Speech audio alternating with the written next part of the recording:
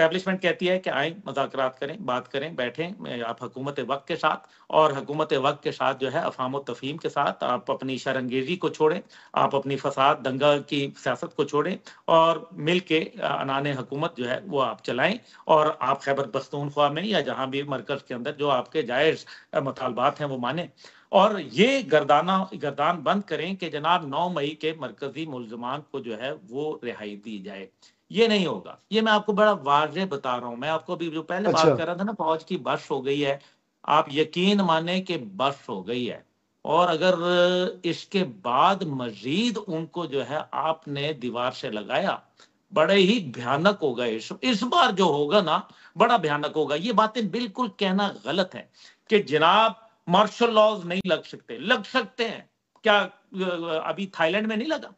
आंग सान सूची जो है वो पूरी, जी, हालांकि नोबेल प्राइज विनर थी, बिल्कुल। बर्मा के अंदर जो है वो अभी ओथ लेने जा रही थी, तो असेंबली का दरवाजा उन्होंने बंद करके उन्होंने मार्शल लॉ लगा दिया। और दुनिया में कितनी और जगह पे अभी आप देख लें कि साउथ कोरिया जैसे मुल्क में, वो लहदा बात है कि वो उसका हुआ नहीं हुआ, लेकिन साउथ कोरिया जी, जैसे मुल्क के अंदर मार्शल लॉ लगा दिया उन्होंने।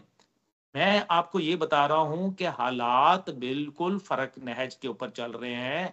मत इतना खुदारा तंग करें। एक तरफ वो दहशतगर्दी से लड़ रहे हैं, एक तो तरफ अंदरूनी जो दहशतगर्दी उनके ऊपर हो रही है, एक तरफ उनको गाली गलोच हो रही है, उनको उनका भी सब्र का पैमाना है, उनकी भी एक फ्रस्ट्रेशन लेवल है। वो अपने हदूद को क्रॉस कर जाएगी, फिर जो है सब खसो खाशाक की तरफ बहाया जाएगा।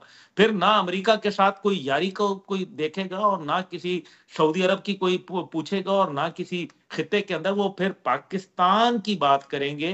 तो ऐसा न लाया जाए। बेहतर यह है कि जो चल रहा है, पहली बात है ये हुकूमत नहीं खत्म होगी। जी, अगर तहरीक इंसाफ ये समझ रही है कि ये हुकूमत खत्म हो जाएगी, तो हुकूमत नहीं खत्म हो रही। दूसरी बात यह है कि वो हुकूमत को के मुस्तहकम देखना चाहते हैं, क्योंकि पाकिस्तान की मुआशी इस्तेहकाम इसी के ऊपर डिपेंडेंट है, और आपने देखा जी, मुआशी ग्रोथ हो रही है। तीसरी जी, चीज जो है वो ये कहते हैं कि जी तहरीक इंसाफ को भी ड्यू शेयर मिले और दहशत गर्दी के खिलाफ मिल के हम सब लड़े।